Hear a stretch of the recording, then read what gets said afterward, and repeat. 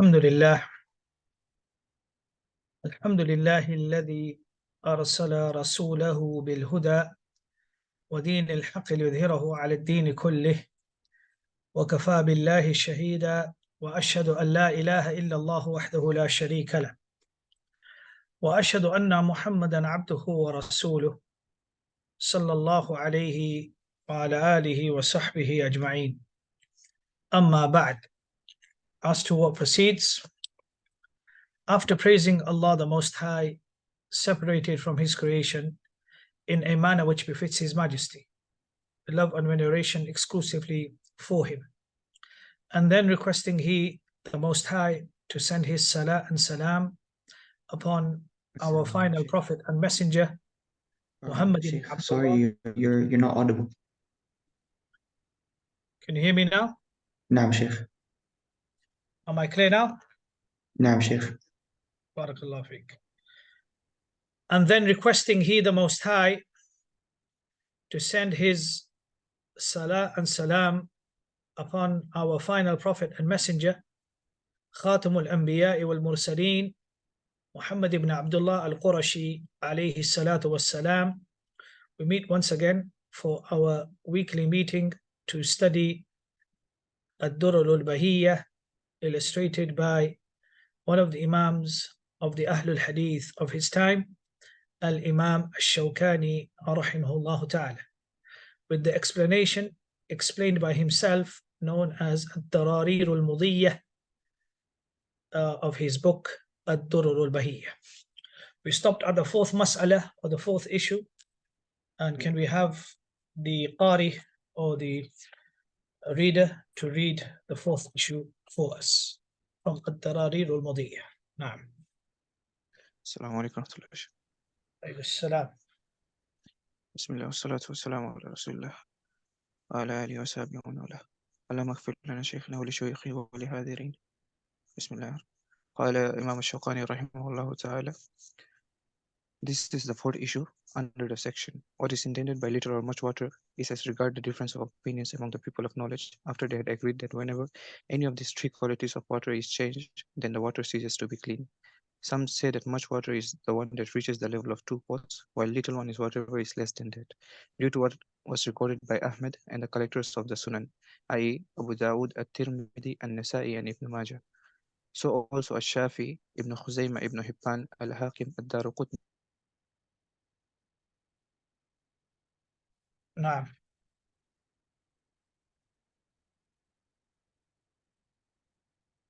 Al-Bayhaqi, rahimahullah ta'ala, Al-Hakim, in the Hadith of Khattab, radiallahu anhu, the Messenger of Allah sallallahu alayhi wasallam, when he was being asked about the water of the desert, which carnivores and other animals drink from, the Messenger of Allah sallallahu alayhi wasallam said, إِذَا كَانَ الْمَاءُ كُلَّتَيْنِ لَمْ يَحْمِلُ الْخَبَثَ. When water is contained in 2 pots, it cannot bear impurities. In the version of Ahmed, it reads, لَمْ يُنَجَّسُ شَيْءٌ. Nothing can render it impure. In the version of Abu Dawood, rahimahullah, it reads, فَإِنَّهُ لَا يَنْجُسُ. It cannot become impure. Ibn Hibban reported the likes of the version above. So also Al-Hakim, Ibn Manda, rahimahullah ta'ala, said, in the chain of the hadith of the 2 pots. Ibn Munda. He says Munda. It should be Ibn Munda. Naam. Assalamu alaikum, Shaykh. Ibn English Munda says Manda. It should be Munda. Ibn Munda. With a dhamma.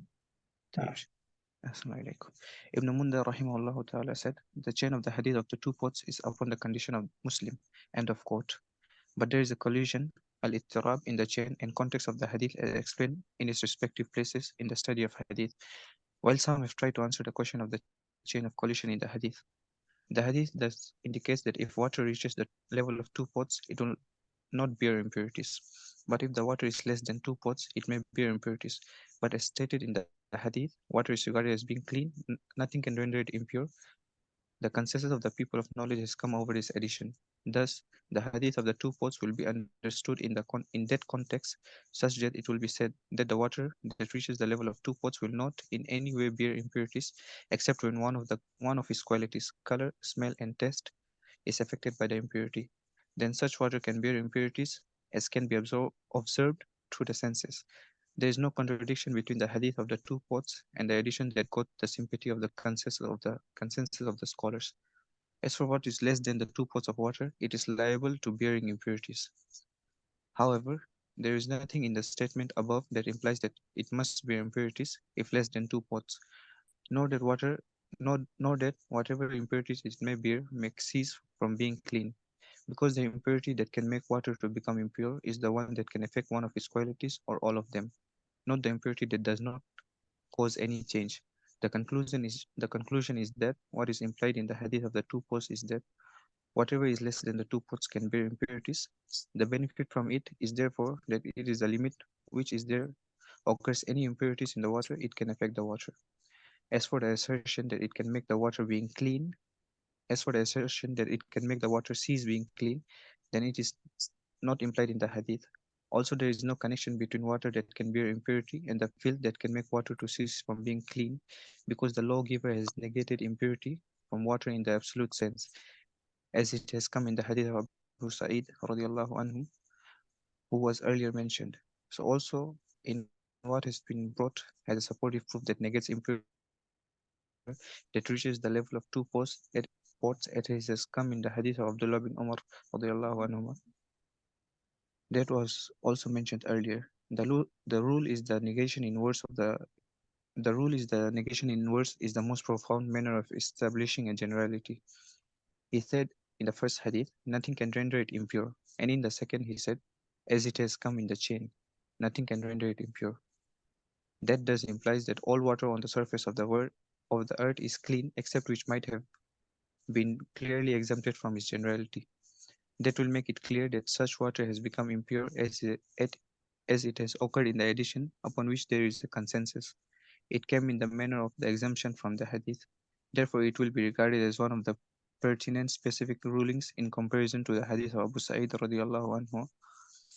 And if compared to the hadith of Abdullah ibn Umar radiallahu anhu, it is an extraneous specific rule.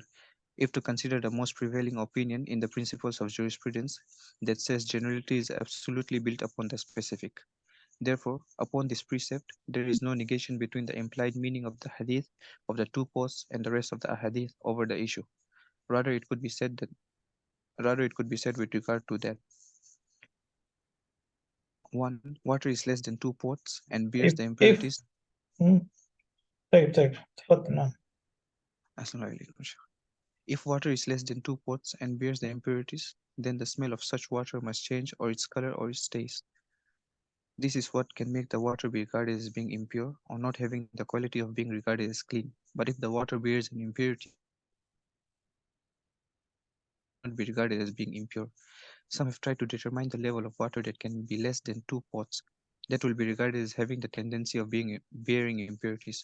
But many are of the opinion of the 2 pots are many of the but many are of the opinion that the 2 pots is the limit, such as Ash-Shafi'i and his companions. So also An-Nasir and Al-Mansur Billah from the family of the Prophet sallallahu alaihi wasallam. Some said the limit of water less than the 2 pots is the one that can be said anybody is using an impurity for purification, while others said the level that it cannot be said anyone using it is using impurity for purification. Among those who have the latter opinion was Ibn Umar rahimahullah, radiallahu anhum, Mujahid rahimahullah, and some people from the family of the Prophet sallallahu alaihi wasallam, such as Al-Hadi, Al-Muayyad Billah, and Abu Talib. That has also been reported from Shafi, Abu Hanifa, and Ahmad ibn Hanbal rahimahumullah ta'ala.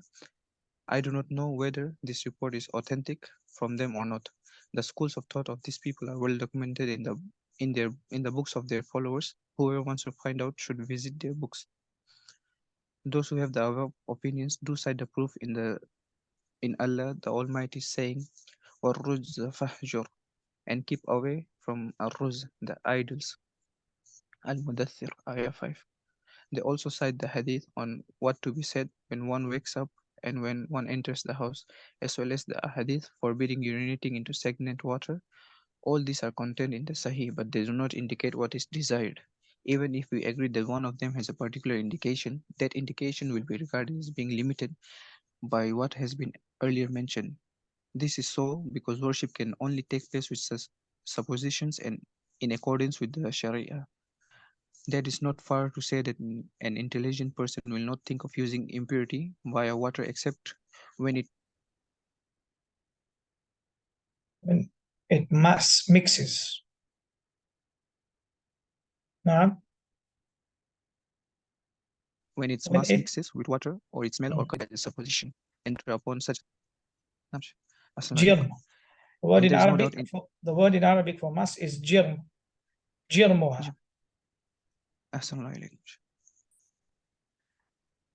And there is no doubt in the fact that any water upon such a description is impure, because when mixing takes place with the mass of dirt, the person performing the ablution will be regarded as using an actual dirt.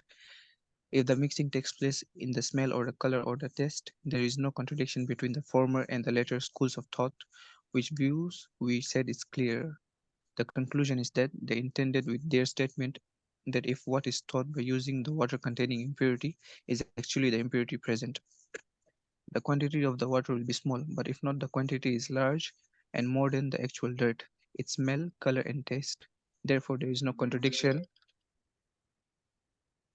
Therefore, there is no contradiction between the former and the latter schools of thought, which view we said is clear, except for the perspective that the people of the latter opinion consider the thought, while the people of the former opinion consider the sign. But it is known that the supposition comes from other than the people of uncertainties and doubt. It will not oppose the sign in an issue like this. If they intended the use of the actual dirt only and not water, without considering the quantity of water, whether small or large, this is a separate school of thought different from the latter. But it is clear that they intend the first meaning.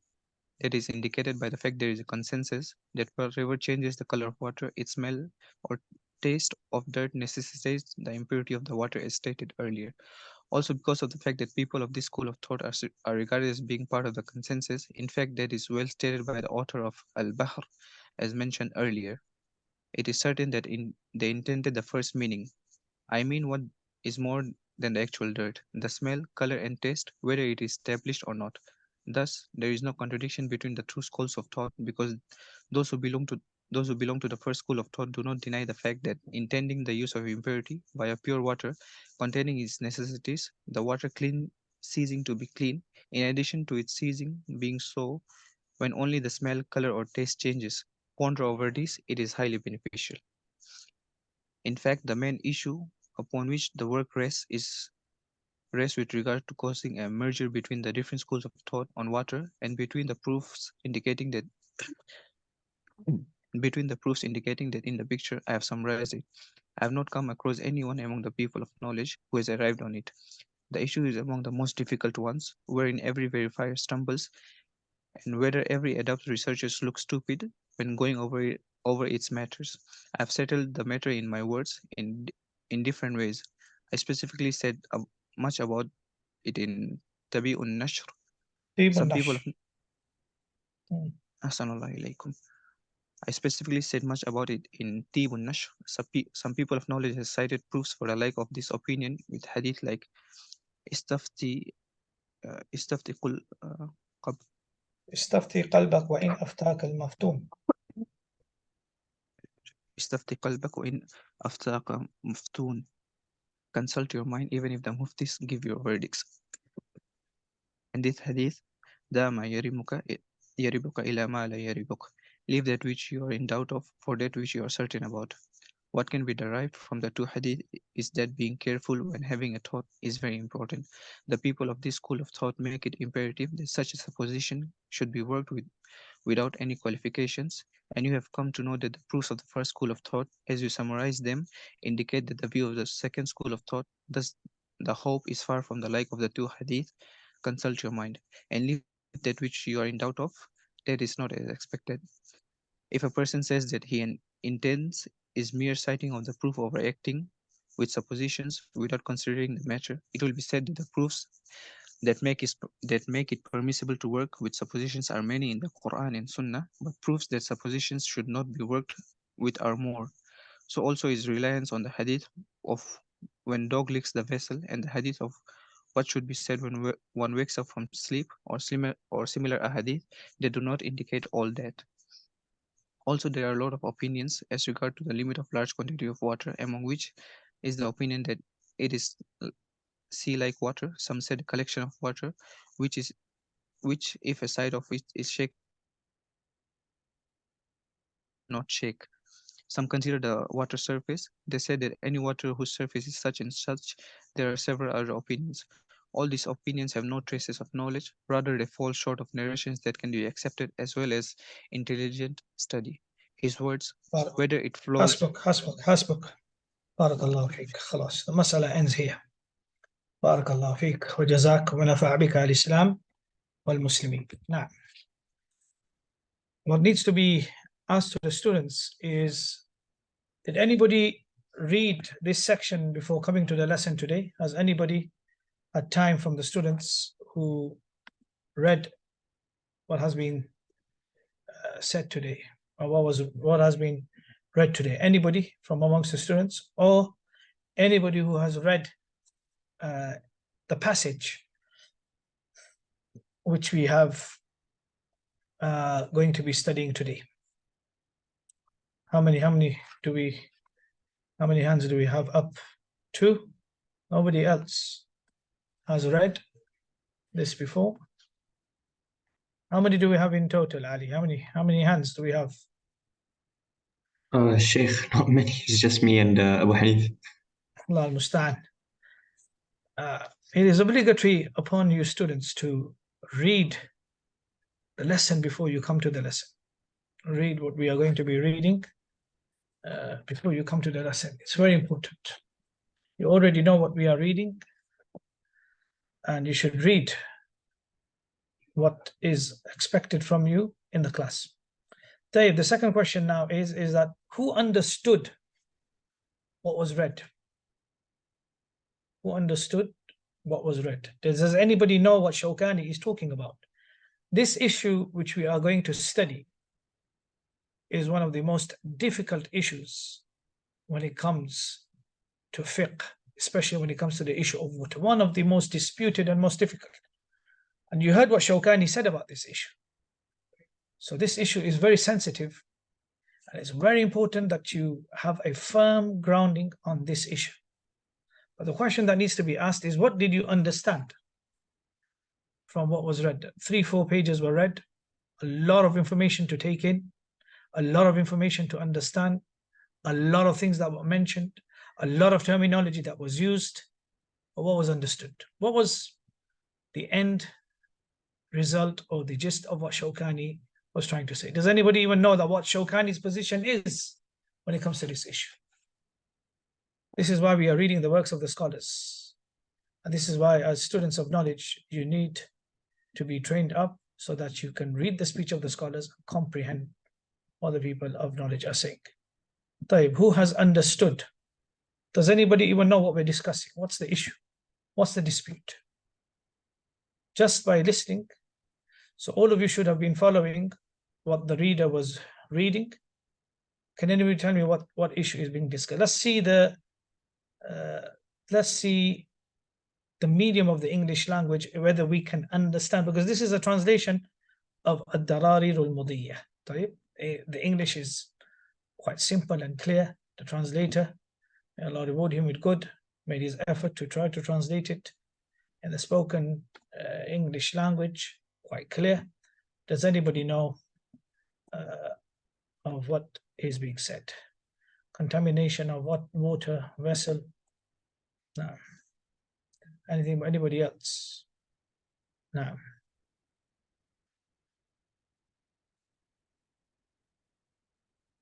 Very important. This issue, subhanAllah, for many years. I have been studying this issue, and I continue studying this issue till this day. No.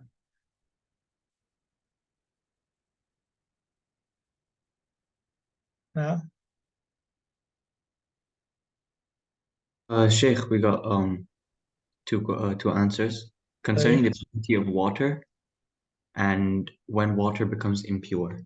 That is what was being discussed last week. Yeah, this has been the discussion from the beginning.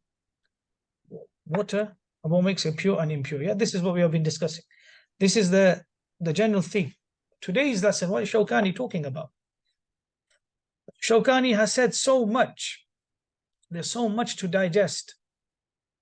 But what is Shawkani talking about? Remember, this is the fourth issue. This shows you how a person should be nurtured upon reading the works of the scholars. Sheikh has his hand raised. طيب تفضل أبو حنيف. نعم. No, Sheikh. Imam Shawkani is talking about when the water becomes impure, like the quantity of it. طيب. When the water becomes impure and the quantity of it. نعم. بارك الله فيك. طيب. Ustad, تفضل. a sister says impurity of the water except the color, taste, and smell. The Impurity of the water except its color, taste, and smell. meaning? What does that mean? What does that statement mean? Impurity of the water except? Besides those three aspects of it. طيب. So water can be impure other than these three aspects. Is this what the sister is saying? Yes. طيب. Let's go back and let's go back to the beginning. I'm going to break down everything Shawkani. This is going to be the most difficult part for our study in this semester. This part, we pray to Allah subhanahu wa ta'ala that we break down everything till it's breakable and we understand every single little thing which Shawkani has mentioned. So you need to focus. You need to make notes. If you understand this issue, then glad tidings be to you, you can become a faqih. You can become somebody who will be able to understand difficult issues of fiqh. Allah, there are many people of knowledge. As Shawkani mentioned, what did he say when we read at the end? What did he say? He said, I have not come across anyone among the people of knowledge who has arrived on it. The issue is among the most difficult ones, wherein every verifier stumbles and where every adab researcher looks stupid when going over its matters. So, this is a dangerous thing about Shawkani rahimahullah ta'ala. Shawkani is saying that he's come to a conclusion, he's achieved something, and Shawkani had the right to do so. Trust me, the level of the level of Shawkani. This is just not a statement that's been gassed up or a statement that's just made or blown out of with air. This is Shawkani is somebody who has the right to make that claim and he has the knowledge to back it up. So let's go back to recapping of our previous lesson. So we're having a recap. So the first issue which we discussed is the benefits of the hadith إن الماء طهور لا ينجسه شيء. Water is regarded as being clean, nothing can make it impure. We covered that what was intended by لا ينجسه شيء, meaning if it is changed with something that is pure. This is the context that the Prophet ﷺ said, لا ينجسه شيء. That means that if something that is pure is mixed with it, it doesn't make it impure. Then we discussed two important maxims that we learned. First thing we learned is جميع مياه البحار طهور. All the sea and ocean waters are purified and purifiers. Nothing can make them impure, regardless of the quantity of that. Ocean water and sea water is pure absolutely. It's tahir and muttahir. It's pure in itself and it can purify. Then we came across the other second maxim, which was جميع المياه على وجه الأرض طهور إلا إذا تغيرت من نجاسة. All the waters on the face of this earth are pure, and they are pure and they can purify unless it is polluted by any impurities, such as its taste, smell, or color, if it changes with the impurity. Then we discussed about the hadith with the additional wording being weak. We know that the Prophet ﷺ mentioned that the hadith that is established is without the wording of the change of taste, color, and smell. Then we discussed that this additional wording has been accepted by the entire Muslim Ummah. Nobody from amongst the Muslim Ummah, meaning from the Sahaba to as well as the successors, the Tabi'un, the Atba'u Tabi'in, they unanimously agreed that if the water's color, taste, or smell changes, one of these things changes, then it will become impure. So this addition, there was a unanimous agreement upon it. Those who accept ijma, consensus, as a proof in itself, they said that due to this proof, the weakening of the hadith was strengthened, because ijma is a proof in itself. The Muslim ummah cannot unite upon error, because Allah subhanahu wa ta'ala has promised that He will preserve the truth till the day of judgment. So the ummah cannot unite upon an error. Those who didn't accept ijma as a proof and evidence, from amongst them is Ash-Shawkani.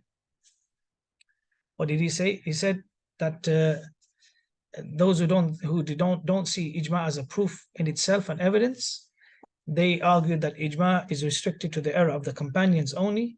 The argument is that this consensus of the scholars is something which is to be taken as something beneficial for this additional criteria of smell, color, and taste, and not proof and evidence in itself. Meaning that the hadith is weak, but then we had this agreement, and this agreement is something which is to be added on as a criteria, as a landmark to determine that which becomes pure and impure.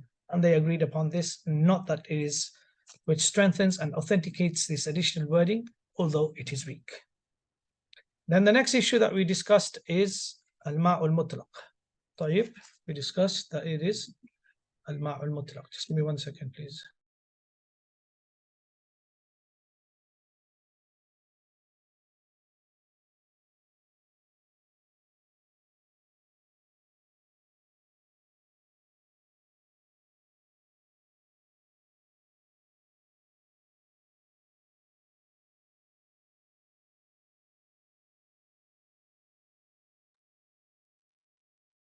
Now,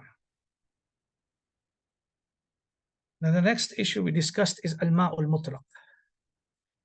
Al-ma'ul mutlaq is the type of the water which is in its original condition and state. So whenever we use the word al-ma', it refers to al-ma'ul mutlaq. And then al-ma'ul mutlaq is it either comes from the skies or the earth, and it has the two characteristics that can be found within it, which is that the ma' is tahir and mutahhir. Then then after that we discussed the issue of rose water, soap water, or the broth in which the meat is cooked in, and etc. If something pure is mixed with water and its color, taste, or smell changes, then this is no longer considered water, al-ma'ul mutlaq. But it is still pure, but loses the ability to purify other things. So the water remains tahir, but it's not mutahhir. Also, the possessive ascription, the idafa of water to something else other than water, like rose water, soap water, due to that it loses its absoluteness of being water, itlaq, of it being mutlaqan, water. We discussed that and we said, so therefore, if something which is no longer considered to be water is pure in itself, but it's not something which can be purified. Now, so these are some of the issues that we discussed in our previous lesson. Is everybody on the same page as me before we move on to the next issue on today's lesson?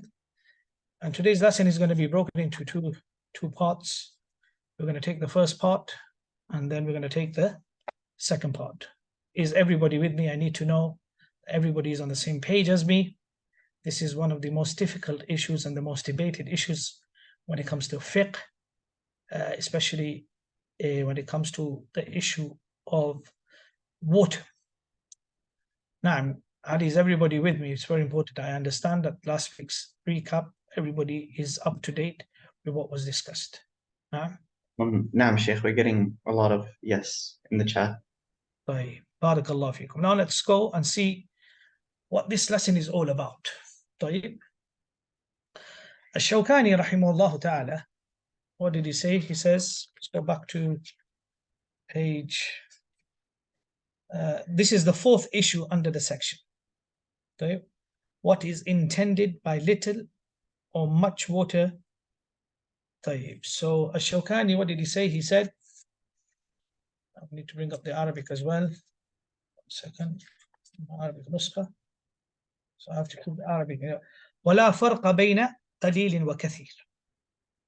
So Shawkani, can we have somebody read the text from the beginning about the impurities of water, so those we can have a recap and so we can understand what's being said. Now, can somebody read the translation of Durur al-Bahiyya from the beginning when he talks about the waters? Now, والماء طاهر مطهر لا يخرجه عن الوصفين إلى ما غير ريحه ولونه طعم.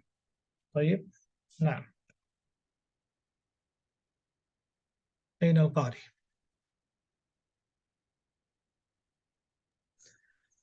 I'm sure I'm just opening up the PDF.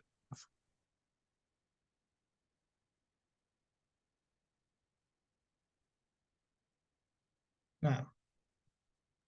Or Sheikh, it's a separate, it's the other PDF now. نعم, the other PDF. والماء طاهر, the translation of الدرر البهية. Okay, inshallah, just pull that. نعم.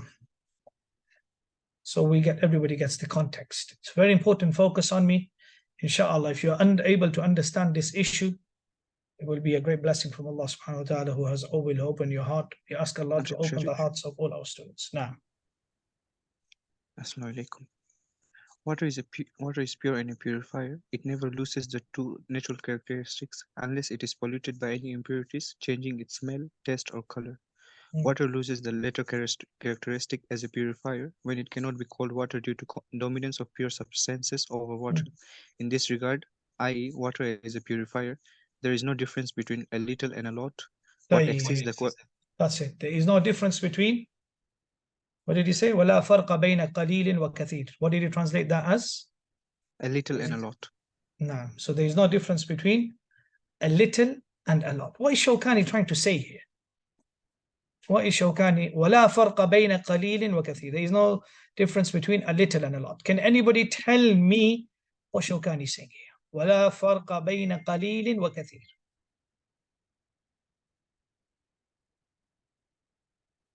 Anybody?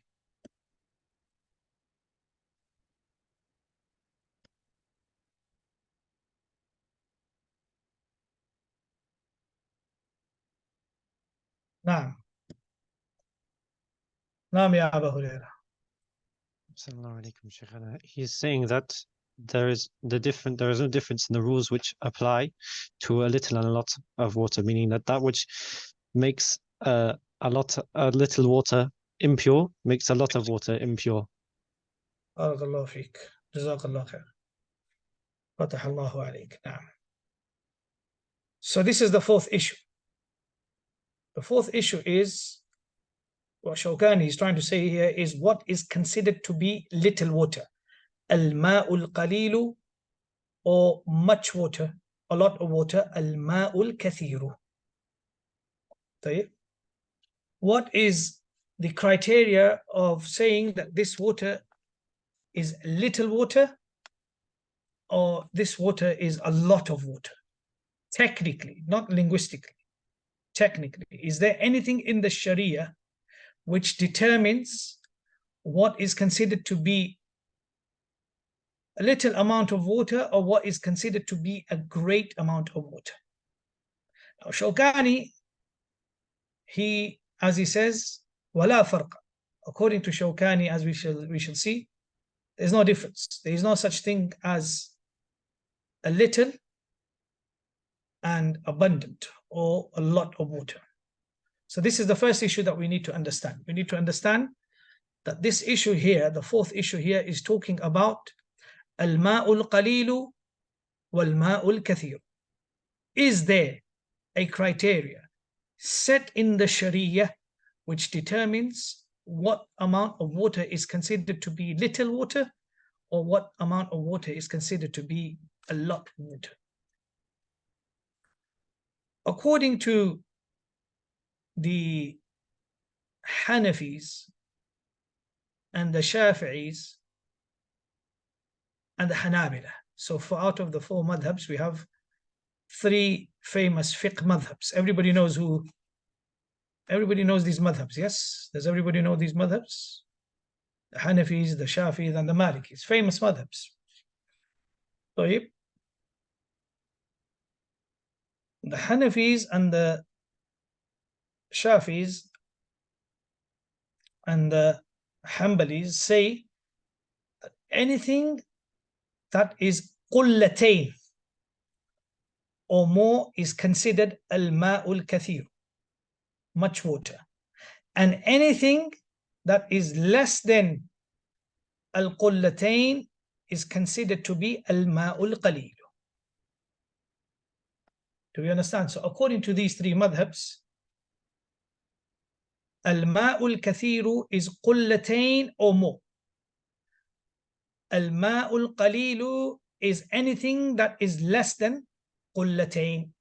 So what is qullatayn? This is the question that we need to ask. The brother translated it as pots, but that's not a correct translation. Qullah in the Arabic language refers to an Arabic vessel, which is like a big jar. It is estimated to be around 204 kilograms in weight. This is a qullah. So qullatayn would be how much? About 408 kilograms. Are you following me? طيب. I need you to follow me. So according to these three famous fiqh madhabs, one second.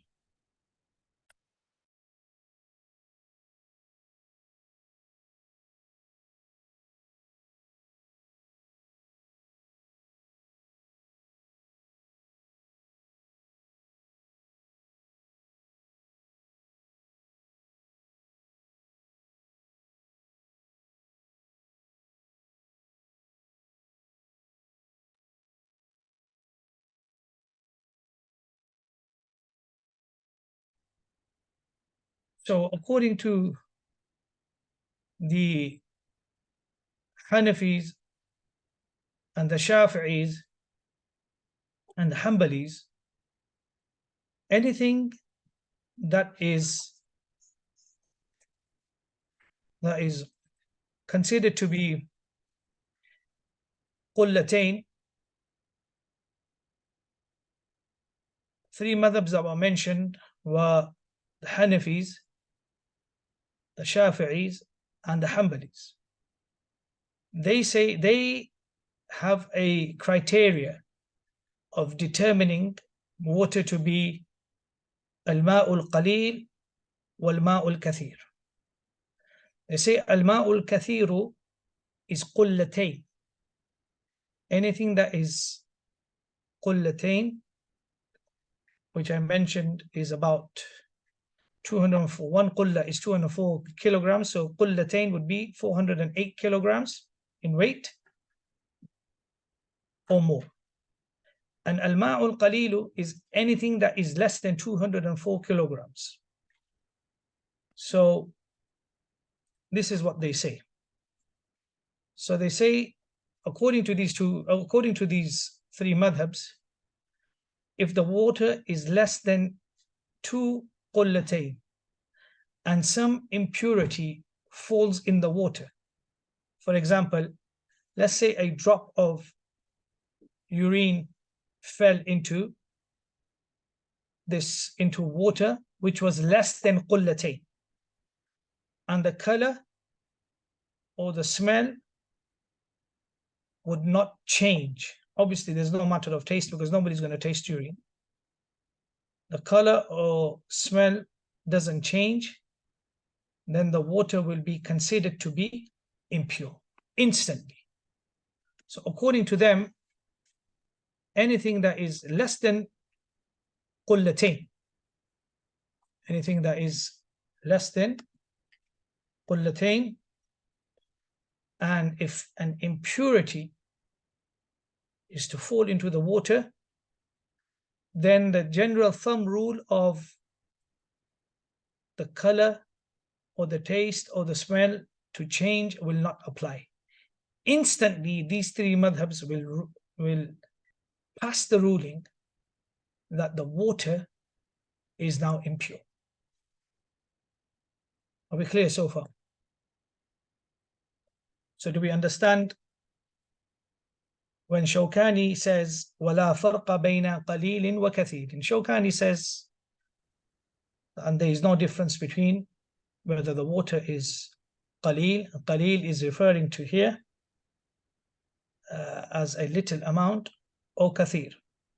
Qaleel and kathir, again, according to three famous madhabs, is referring to qullatain or less than qullatain. Ash-Shawkani, naam. Sheikh, we have a few questions from the students. طيب. Does the impurity of water is or is not dependent on its quantity? So we're going to come to this inshallah bi'idhnillahi ta'ala. At the moment, you need to understand what I said with regards to the madhabs, the Hanafis, the Shafis, and the Hanbalis, who say that if an impurity was to fall into an amount of water which was less than qullatain, and instantly for it to drop into the water would make that water impure. This is what they say. Ash-Shawkani says no. According to Shawkani, he dismisses the position of the Hanafi, Shafis, and Hanbalis. Firstly, what do the three famous madhabs, what do they use as evidence? What they use as evidence is the hadith which was cited from the hadith of Abdullah ibn Umar ibn al-Khattab radiyallahu anhu, where the Prophet ﷺ said, إذا كان الماء قلتين لم يحمل الخبث. When water is contained in qullatain, it cannot bear impurities. So the Hanafiya or the Ahnaf and the Shafi'iyya and the Hanabila, they use the hadith of qullatain to categorize water into two categories. Little water, which is less than qullatain, a lot of water, which is qullatain wa ma fawq. Two qullatain or more than that. This is what they say. So Shawkani says, no, sorry, but I'm not going to accept what the Hanafis, Shafis, and the Hanbalis say. So what does he say? First of all, he says that the hadith of qullatain is problematic. The hadith of qullatain is problematic. There is ittirab.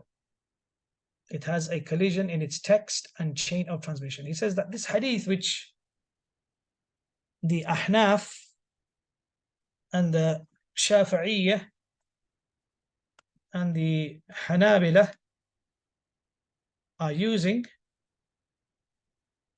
this hadith is problematic.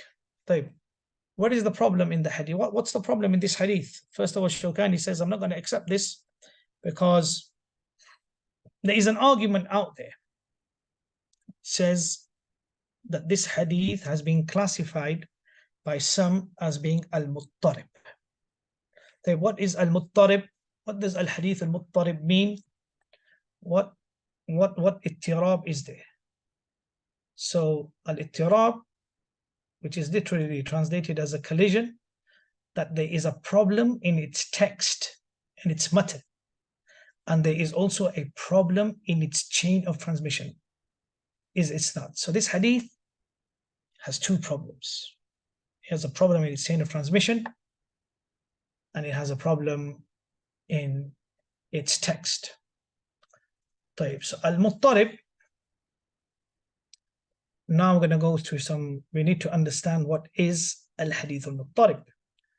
Al-muttarib, the narration, is a narration or a transmission which has ikhtilaf in its isnad, chain of transmission, or matan.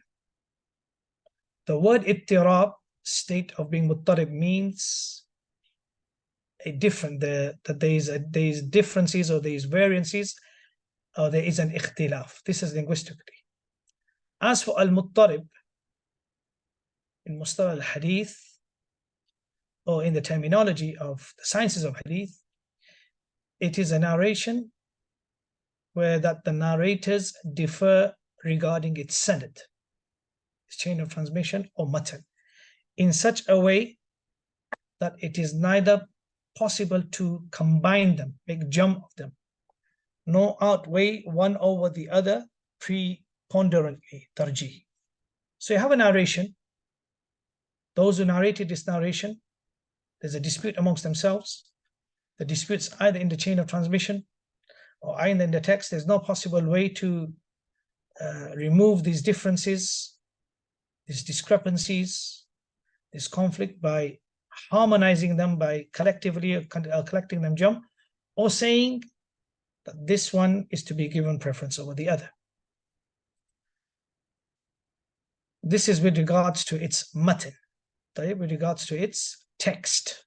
So what I mentioned now is with regards to its text. Hadith has been transmitted with various wordings. One wording may possibly seem contradictory to the other. There's no way of either combining all the wording, or there's no way of saying that this wording is preferred over the other. As for the ittirab in the sanad, then the ittirab in the sanad would mean that some of the narrators may have narrated this hadith without it being disconnected, while others may have narrated it as being disconnected. These are just all examples of ittirab.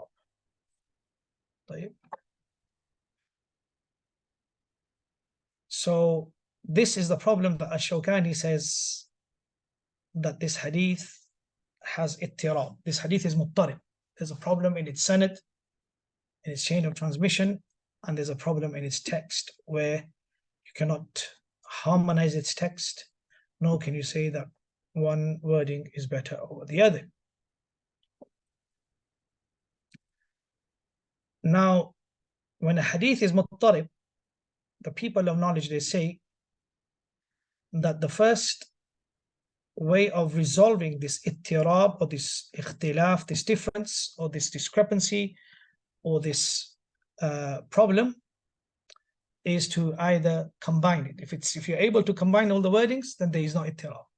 If you're able to outweigh the different wordings, then there is not ittirab. When you're not able to do any of these two things, then only then will the hadith be classified as being muttarib. Do we understand the argument? So this is the first argument that Shawkani brings, and he says, well, there's an argument with regards to, he says to the Ahnaf and the Shafis and the Hanabila, he says, well, you know what, this hadith about qullatayn, there's an argument that says that the hadith is muttarib. It's got issues in its chain of transmission, and it's got issues in its wording. That's why he brings the different wordings that has been mentioned in Ahmad, the hadith that has been mentioned in Abu Dawood.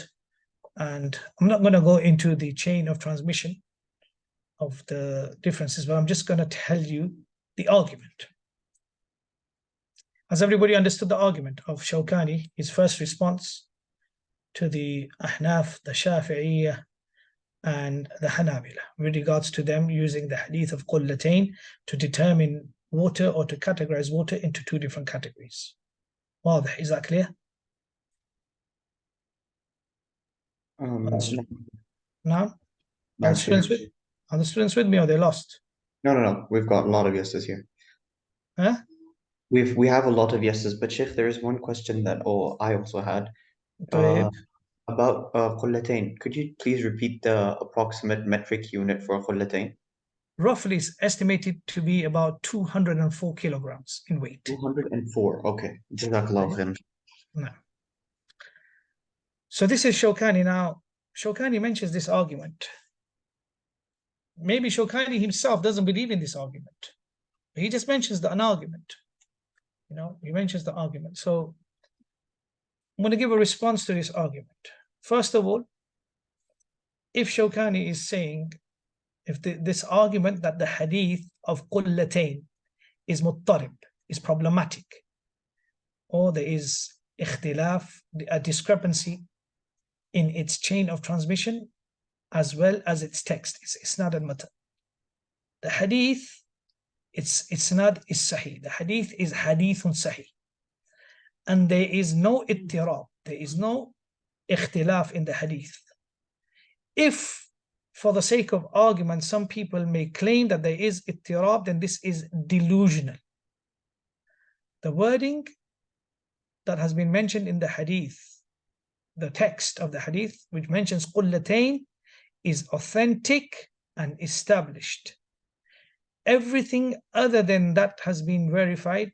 Everything other than that is not established. So the hadith which mentions qullatayn, the wording with the word qullatayn, is a hadith which is sahih, is thabit, is established.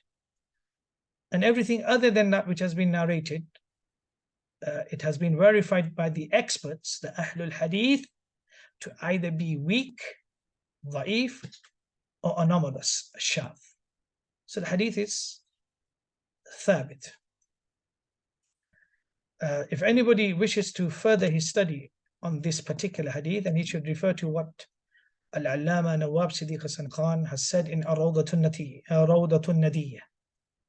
And he should refer to the book of At-Talkhis al-Habir of Ibn Hajar al-Asqalani. Ibn Hajar has also mentioned in Fathul Bari, where he has discussed everything to do with this hadith. He's looked at all the arguments, he's analyzed all the arguments, he's critiqued all the arguments, and then in the end he says that the hadith with regards to qullatayn is hadithun sahih. And this is the truth, he says, this is the haqq. And this hadith was authenticated by Al-Hakim, Ibn Mundah, Ibn Khuzaymah, Ibn Hibban, At-Tahawi, Al-Hanafi, Al-Nawawi, Al-Dhahabi. And the one who weakened this hadith, or there is possibility that somebody may have said that this hadith is weak due to assuming that there is an ittirab in the hadith, he should not be paid attention to. All these scholars say, because one of the main reasons that he may have said that this hadith of qullatayn has ittirab or is hadithun muttarib, is problematic, is because of not being an expert and not carrying out a thorough study of the hadith by collecting all its different routes of transmission and doing a thorough study of its text. So therefore, this hadith of qullatayn is not a hadith which is muttarib, and it's not a hadith, it's a hadith which is established. So if the Shafi'iyya, if the Ahnaf and the Shafi'iyya and the Hanabila, with regards to its hadith, its authenticity, then nobody can say that they have used a weak hadith, and that is a fact which cannot be ignored. Right? Are we clear now? So the argument with regards to Shawkani saying that the hadith is muttarib,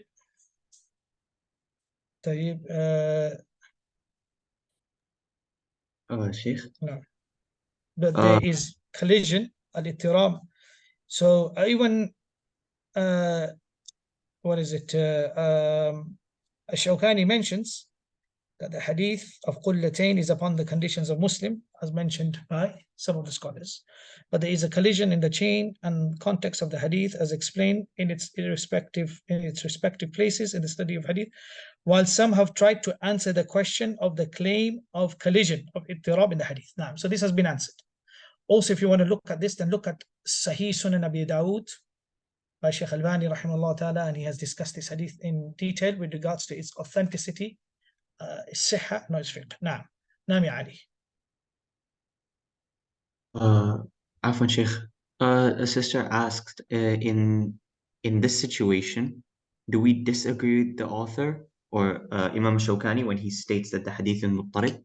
No, Shawkani doesn't say, that's not his position. Shawkani is just bringing arguments. Okay. Yeah? Shawkani is subjective. Do you understand? What does he say? Read the words of the people of knowledge before you ascribe a position to them. He says, while some have tried to answer the question of the claim of collision in the hadith. Look at that. That shows that Shawkani is just, adding some spices to the argument and saying, you know what, there is an argument. Let me just bring out this argument. Maybe that is, but it's subjective. Yes? No. It will become clear to you afterwards what Shawkani's position is. See, this is why we're breaking everything down in little pieces, in little segments, so that you understand. Naam, Sheikh. And then a sister asks, Ahsanallahu ilaykum, is that the argument of Ash-Shawkani himself, or did he take this argument from someone else? Shawkani, this argument is established. It's not Shawkani's argument. No, taken it from somewhere else. What did he say? Some have, he said, but there is a collision in the chain and context of the hadith as explained in its respective places, while some have tried to answer the question of the claim of collision in the hadith. So Shawkani is just the transmitter. He is not bringing this argument was present before Ash-Shawkani. Understand? The argument of the hadith of Qullatayn and its authenticity was before Ash-Shawkani. Shawkani is not the first to say that this hadith is problematic. Is that clear? Naam, Sheikh. طيب. So we move on. Now we come to the next issue. Secondly, the answer to this hadith about Qullatayn. So now we're going to go by the issue that the hadith of Qullatayn is sahih. The answer to this hadith is just as the first hadith with regards to, so we know the hadith of Abu Sa'id al-Khudri radiyallahu anhu, when he said, Inna al-ma'a tahurun la yunajjisuhu shay. Water is regarded as being clean, nothing can make it impure. طيب. So I explained to you last week the context in which the Prophet sallallahu alaihi wasallam, when he said la yunajjisuhu shay, and the understanding of this hadith.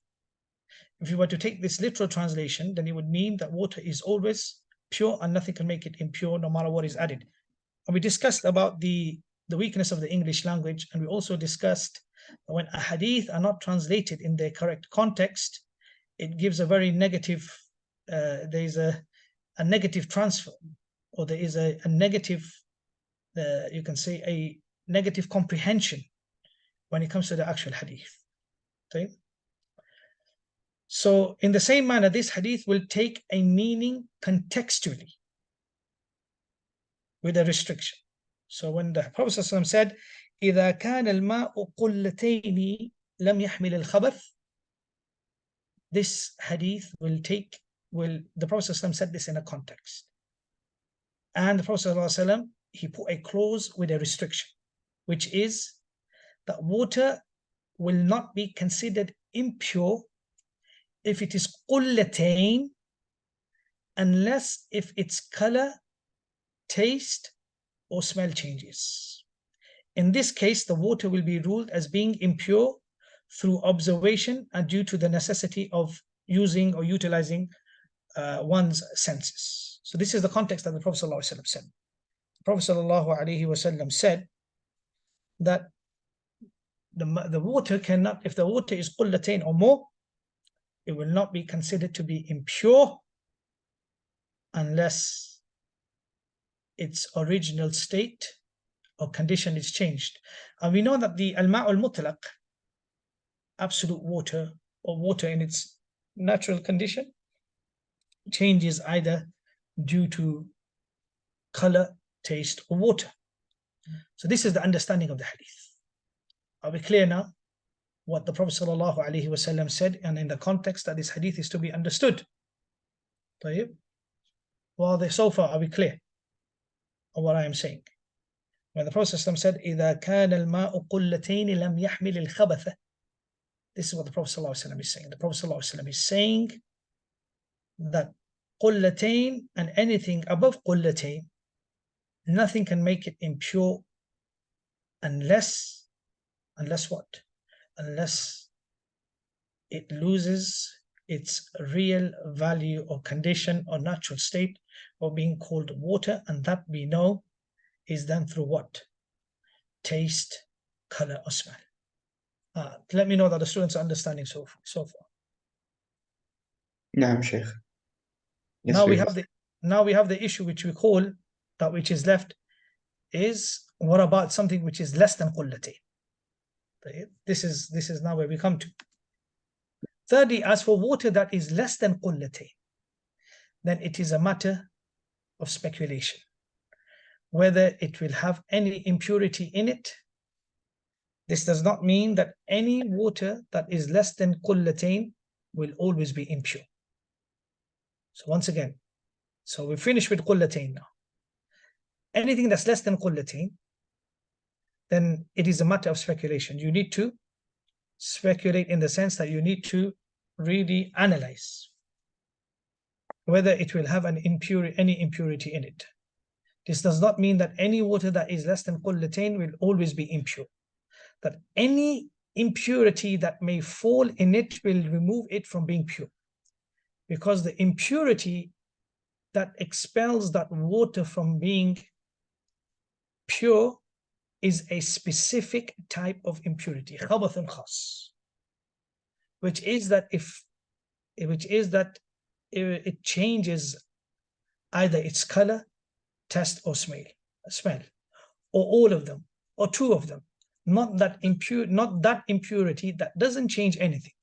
In simple words, the impurity must have an effect upon the purity. Was that understood?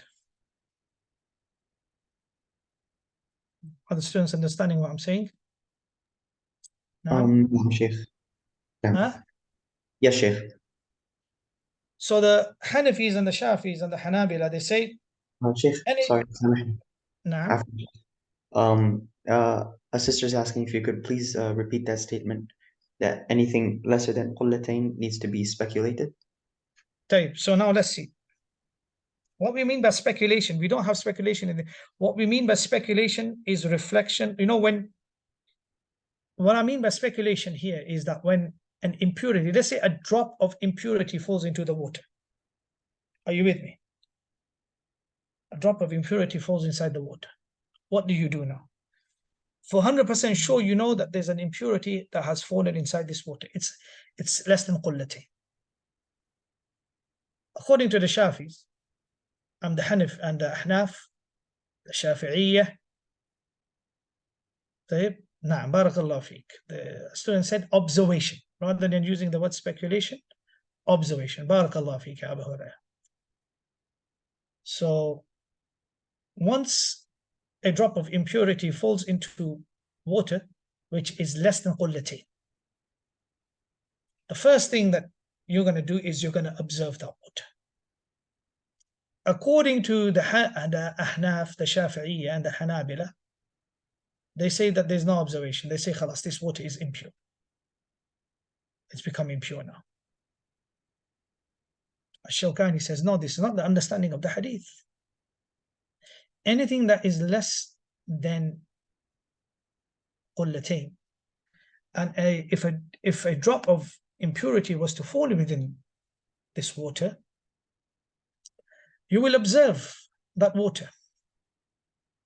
The water will not lose its natural condition or state from being pure, because we know that the asl of the water is al-ma'ul mutlaq, that it's pure. Just because of an impurity landing inside the water will not make the water impure. That water which will become impure is due to a khabath, an impurity, which is khabathun khas. They call it khabathun khas. What is khabathun khas? A specific type of impurity that changes color, taste, or smell. Or in other words, simple words, that impurity has an effect upon the purity of the water. It changes its state.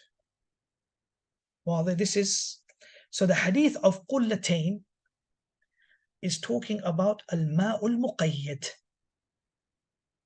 a specific or a classified type of water with a specific measurement. Whereas the hadith of Abu Sayyid al-Khudri was talking about al-ma'ul mutlaq, absolute water in its sense. So first, the Prophet ﷺ talked about, in the hadith of Abu Sayyid al-Khudri, the Prophet ﷺ talked about general water in its absolute sense. Then the Prophet ﷺ gave a measurement, and he said qullatain. He said with regards to qullatain, if or more, that water will not be considered to be impure. Anything that is qullatain or more, it will not be considered to be impure and lam yahmil al-khabath. We understood that that is all referring to if the color, taste, or smell does not change. With regards to less than qullatain, then Shawkani also says that again the same thing, according to these scholars who take this hadith on a literal surface, they say anything other than qullatain is impure. Shawkani says no, you have to stick by the criteria that has been set. An impurity that does not have an impact upon the water, if it's like a drop, like a little drop, does not have an impact upon the water, then that water remains pure and it will not be considered to be najas unless its water, taste, or smell changes. Now, are we clear so far? نعم شيخ واضح. You understand Shawkani? So Shawkani is not agreeing with them. Shawkani is saying, I'm sorry, but I can't agree with you Hanafis, Shafi'is, and Hanbalis. He's saying that the Hanafis, Shafis, and the Hanbalis have no criteria which they are going by, which is absolute and which is not contradictory. Why? Because he says the natural condition of the water remains in its natural condition unless there is something which impacts that water or has an effect upon the water which changes its state. And the water's condition or state is changed either by taste, color, or smell, which is not in the case of something which is qullatain, less than qullatain. So even if impurity was to go in there, Shawkani says, due to it not changing that, in other words, Shawkani is saying an impurity is only considered an impurity in the language of the Sharia when its water, taste, or smell changes. If it doesn't, then we leave it as it is. Because they don't evaluate and they don't observe, they just give a ruling. Yeah.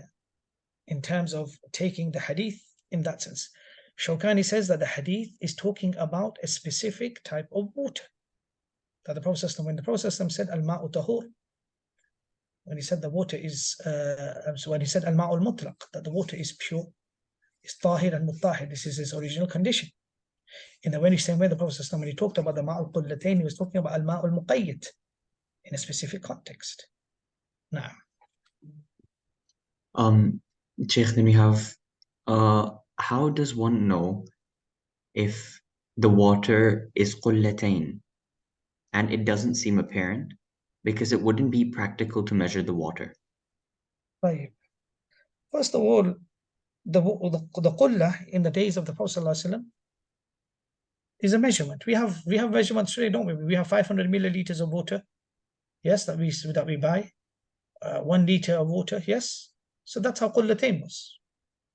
It was a measurement that was known, that was used in the time of Rasulullah sallallahu alaihi wasallam.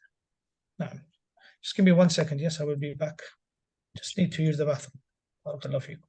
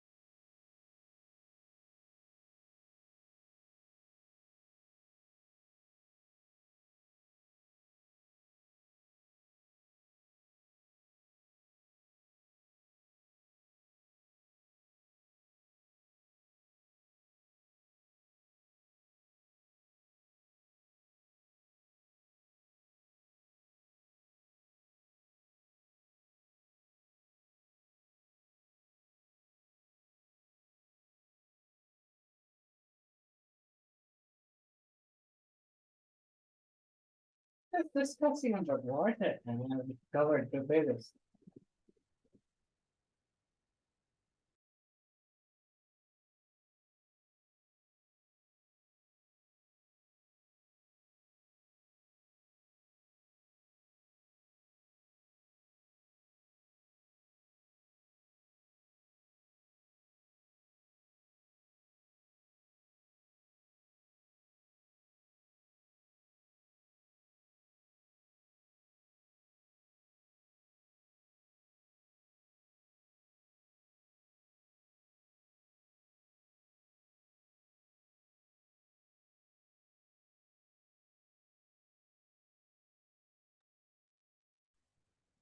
السلام عليكم ورحمة الله وبركاته.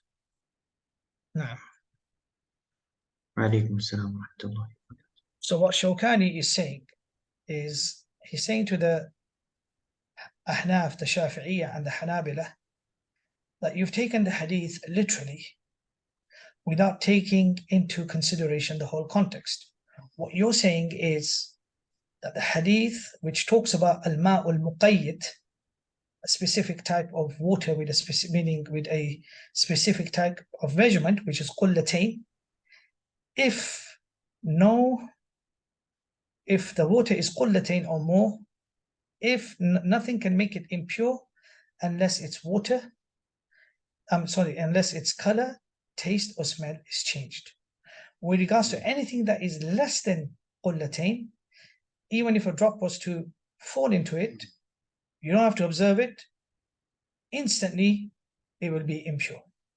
Shawkani says no, that's not how things are to be understood. Shawkani is saying that this hadith, in the way that we understand this hadith, is that the hadith was specifically talking about qullatayn or more.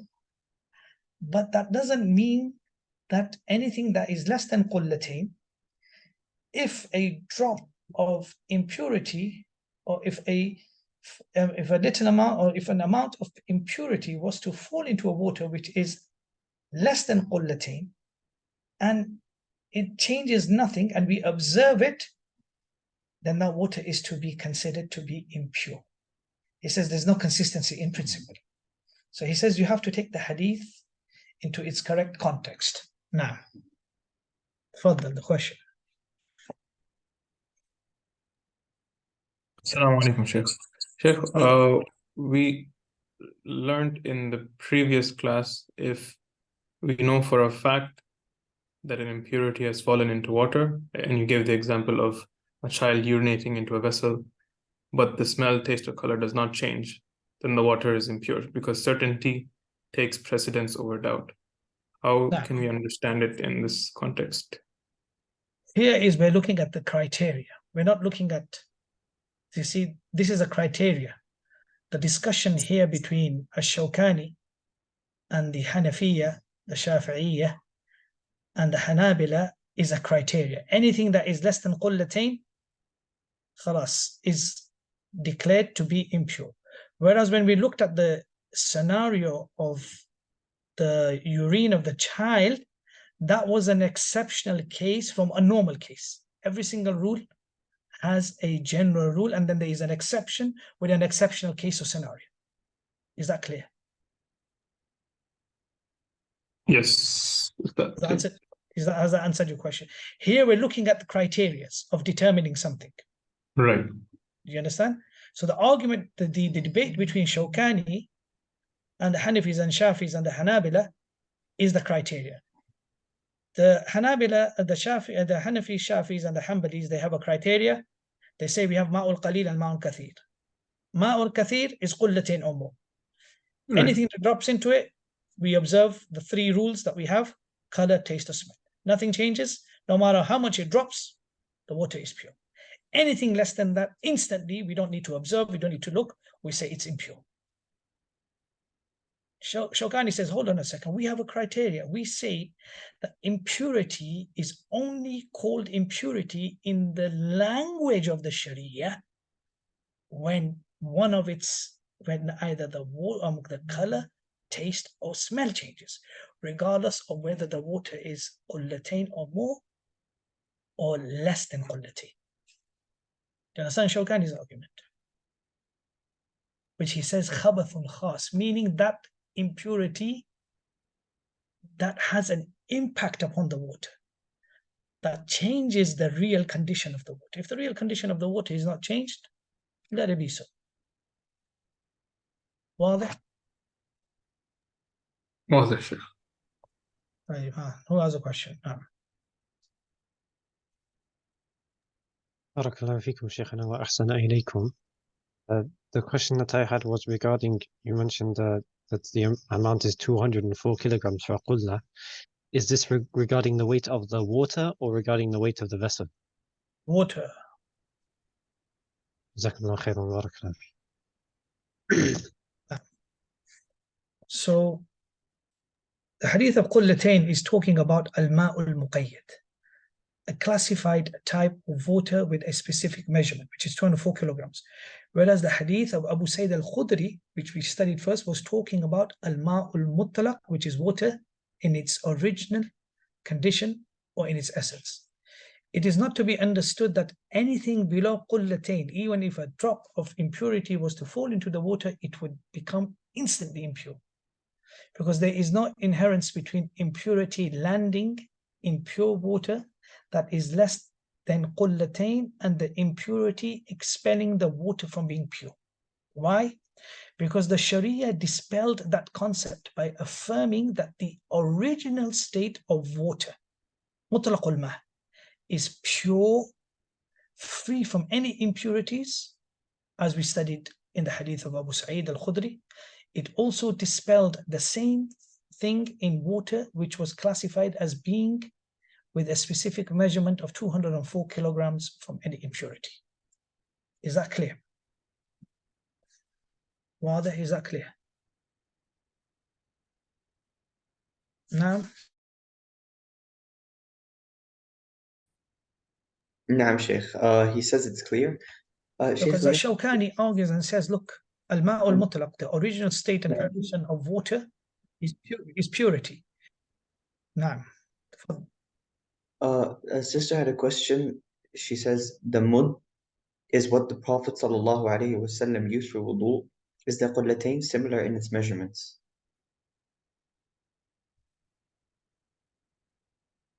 نعم علي. Assalamu alaikum Sheikh. Can you hear me?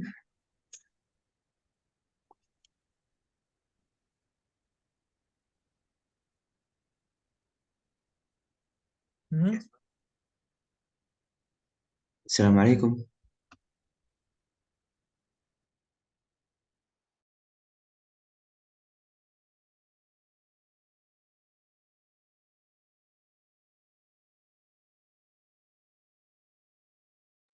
Oh, subhanAllah. Okay, the Sheikh has disconnected. Inshallah, I'll message him. Just a moment. Barakallahu feekum.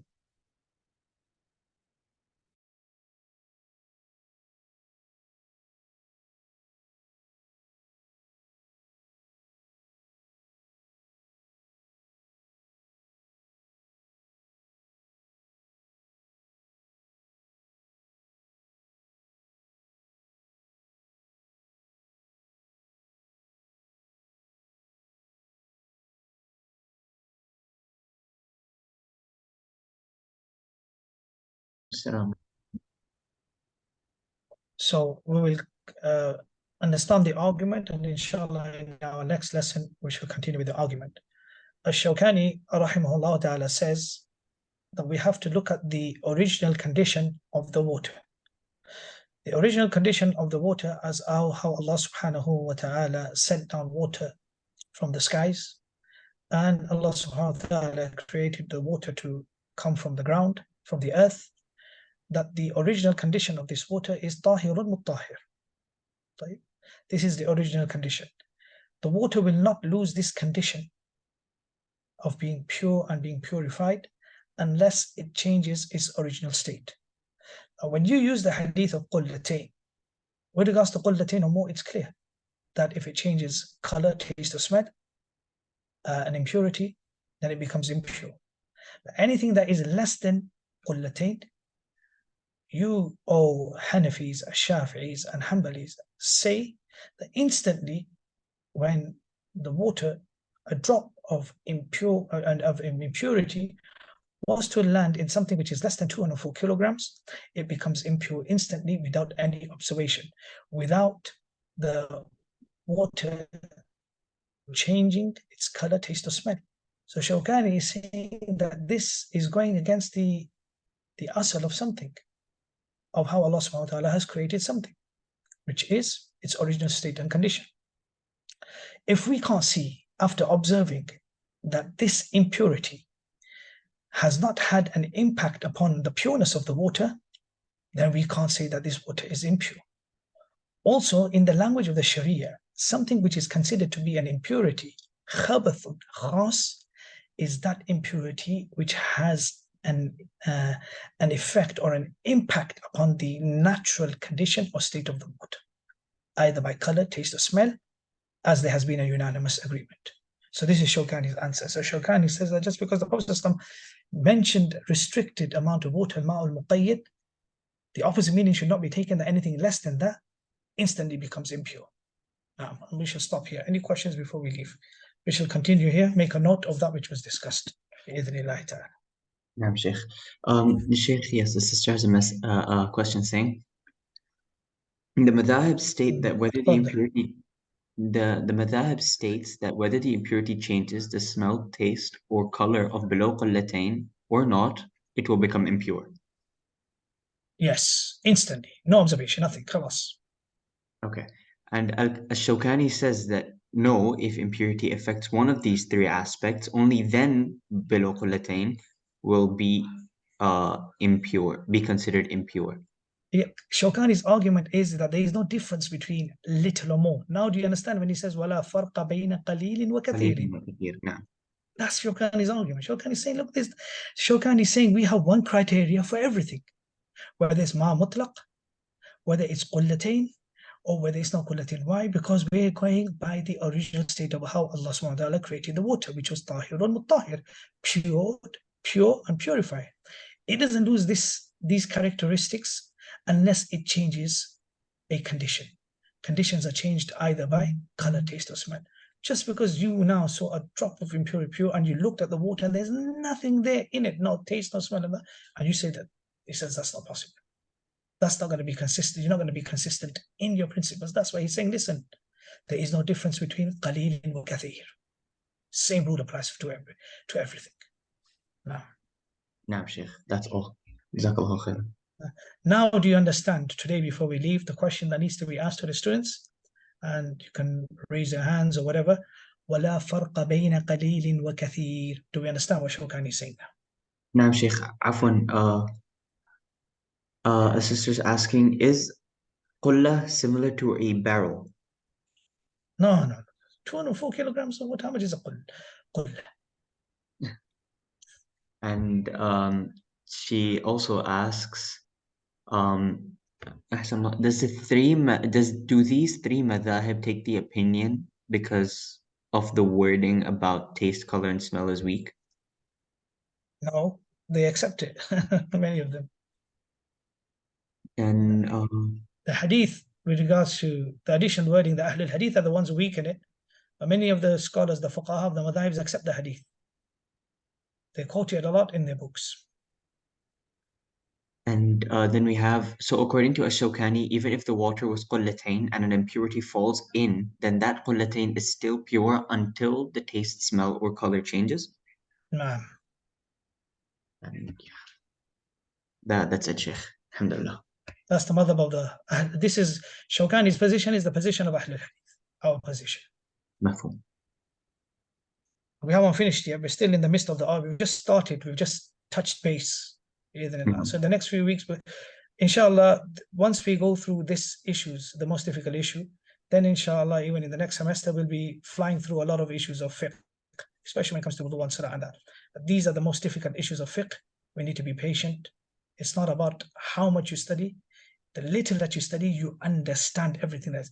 Now, when you read the statement that there is no difference between little and more, alhamdulillah, you will go home today before you sleep. If you're in India, you will understand what Shawkani was trying to say.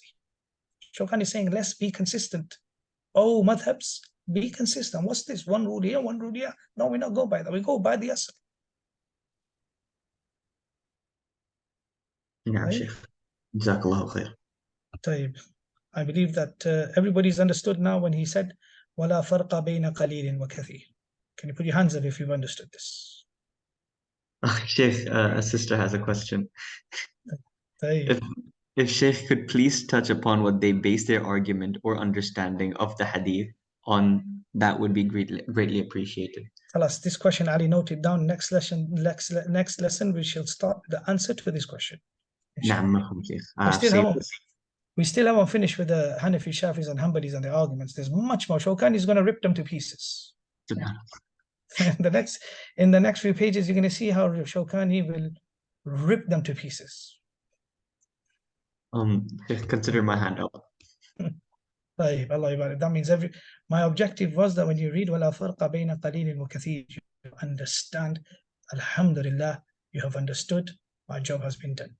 Whenever you read this, when you read the text of Ad-Durr al-Bahiyya, when Shawkani says وَلَا فَرْقَ بَيْنَ قَلِيلٍ وَكَثِيرٍ, you will understand what Shawkani is. Although I haven't finished with the argument, there's loads to explain to you. But we're breaking everything down. Barakallah feekum. Barakallah feek, Sheikh. Jazakumullah khairah. طيب إن شاء الله we'll meet next week إن شاء الله. سبحانك اللهم وبحمدك أشهد أن لا إله إلا أنت أستغفرك وأتوب إليك.